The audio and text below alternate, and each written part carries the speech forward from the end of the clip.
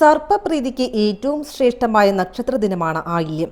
അതിൽ കന്നി തുലാമാസങ്ങളിലെ ആയില്യം ദിനം സവിശേഷമായി കരുതിപ്പോരുന്നു.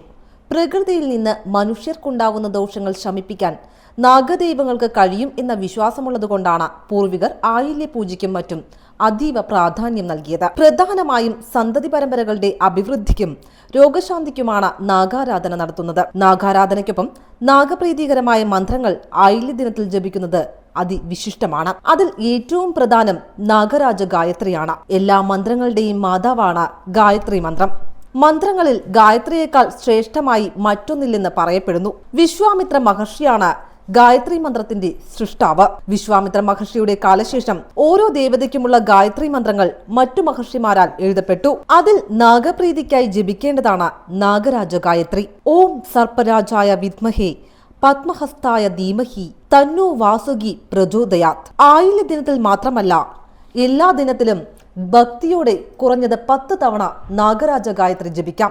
ആയില്യ ദിനത്തിൽ സർപ്പദോഷ പരിഹാരത്തിനായി നവനാഗ സ്തോത്രം ജപിക്കുന്നത് ഉത്തമമാണ്. പിംഗലം വാസുകീം ശേഷം പത്മനാഭം ച കമ്പലം ശംഖപാലം ധൃതരാഷ്ട്രം തക്ഷകം കാളീയം തഥാ. കന്നി ആയില്യവുമായി ബന്ധപ്പെട്ട് ക്ഷേത്രങ്ങളിൽ, പ്രത്യേകിച്ച് നാഗക്ഷേത്രങ്ങളിലും നാഗപ്രതിഷ്ഠയുള്ള മറ്റു ക്ഷേത്രങ്ങളിലും വിവിധ വിശേഷാൽ പൂജകളോടെ ഇത് ആയില്യ മഹോത്സവമായി കൊണ്ടാടപ്പെടുന്നു. ചിറ്റൂർ വടക്കത്തറ മണികെട്ടിയിൽ കന്നി ആയില്യ മഹോത്സവം നടന്നു. വിവിധ പൂജകളും വഴിപാടുകളും നടന്നു. എല്ലാ മാസത്തിലെയും ആയില്യം നാഗദൈവങ്ങളെ ആരാധിക്കുന്നതിന് പ്രധാനമാണ്. സർപ്പദോഷമകറ്റാൻ ഉത്തമ മാർഗമാണ് ആയില്യം ദിവസത്തിലെ നാഗാരാധന. നഗ്നനേത്രങ്ങൾ കൊണ്ട് കാണാൻ സാധിക്കുന്ന ഈശ്വര ശക്തിയാണ് നാഗങ്ങൾ എന്നാണ് വിശ്വാസം. എല്ലാ മാസവും ആയില്യം നാളിൽ നാഗങ്ങളെ പ്രീതിപ്പെടുത്തുന്നതിനായി ചില കാര്യങ്ങൾ നടത്തിവരുന്നു. ശാപദോഷം, സന്താനദോഷം, മാറാവ്യാധികൾ എന്നിവ നാഗാരാധനയിലൂടെ മാറുമെന്നാണ് വിശ്വാസം. ഈ ദിവസം ദോഷമുക്തിക്കായി ഭക്തർ വ്രതവും എടുക്കാറുണ്ട്. നാഗരാജാവിനും നാഗയക്ഷിക്കും വേണ്ടിയുള്ളതാണ് ആയില്യ പൂജ. ഈ ദിവസത്തെ പ്രധാന വഴിപാട് നൂറും പാലുമാണ്. ആയില്യം നക്ഷത്ര ദിവസം നാഗാരാധനയ്ക്ക് വളരെ ശ്രേഷ്ഠമാണെന്ന് കരുതപ്പെടുന്നു. ഈ ദിവസം ആരാധന നടത്തിയാൽ നിങ്ങൾക്ക് വളരെ എളുപ്പത്തിൽ ഫലപ്രാപ്തി ലഭിക്കുമെന്നാണ് വിശ്വാസം. മകരമാസത്തിലെ ആയില്യം ദിവസം നാഗാരാധന നടത്തിയാൽ എല്ലാ സർപ്പദോഷങ്ങളും ഒഴിയുമെന്ന് വിശ്വസിക്കപ്പെടുന്നു.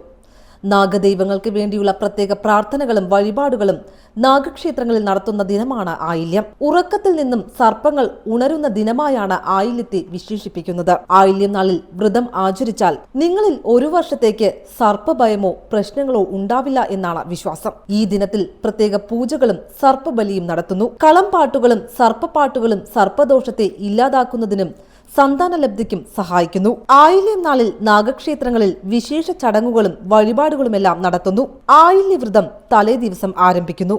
അതായത് ആയില്യം നക്ഷത്രത്തിന്റെ തലേ ദിവസം. ഈ ദിവസം അടുത്ത 2 ദിവസവും ഭക്തർ നോൺ വെജിറ്റേറിയൻ ഭക്ഷണം പൂർണ്ണമായും ഒഴിവാക്കണം. ആയില്യം നക്ഷത്രം ദിവസം പലരും പൂർണ്ണമായ വ്രതം എടുക്കാറുണ്ട്. ഭാഗിക വ്രതം അനുഷ്ഠിക്കുന്നവർ പഴങ്ങളോ ലളിതമായ ഭക്ഷണമോ കഴിക്കുന്നു. പിറ്റേന്ന് രാവിലെ ശിവക്ഷേത്രത്തിൽ പ്രാർത്ഥന നടത്തി ഉപവാസം അവസാനിപ്പിക്കാം. ശിവക്ഷേത്രത്തിലെ പുണ്യതീർത്ഥം കുടിച്ചാണ് വ്രതം മുറിക്കേണ്ടത്. വ്രതദിനത്തിൽ ഓം നമഃശിവായ മന്ത്രം ജപിക്കുക. നിങ്ങൾ നാഗക്ഷേത്രങ്ങൾ സന്ദർശിക്കുകയോ നാഗമൂർത്തികളെ ആരാധിക്കുകയോ ചെയ്താൽ 5 തവണ പ്രദക്ഷിണം നടത്തുക. നാഗദോഷം എന്നറിയപ്പെടുന്നതാണ് സർപ്പദോഷം. മുൻ ജന്മത്തിൽ ഒരു സർപ്പത്തെ ഉപദ്രവിക്കുകയോ കൊല്ലുകയോ ചെയ്യുമ്പോൾ ഇത് നിങ്ങളുടെ ജാതകത്തിൽ സംഭവിക്കുന്നു. രാഹു ശിരസാണ്, കേതു സർപ്പത്തിന്റെ വാലാണ്. സർപ്പദോഷത്തിന് പ്രത്യേക സമയപരിധിയില്ല. ഇതൊരു കഠിന ദോഷമാണ്. ഈ ദോഷം ബാധിച്ച വ്യക്തി തന്റെ മുൻജന്മത്തിൽ പാമ്പുകളെ കൊല്ലുകയോ അവയെ ഉപദ്രവിക്കുകയോ ചെയ്തിരിക്കുമെന്ന് വിശ്വസിക്കുന്നു. സർപ്പദോഷത്തിന് ആയില്യം നാളിലെ പരിഹാരം: ആയില്യം നാളിൽ നാഗക്ഷേത്ര ദർശനം നടത്തണം.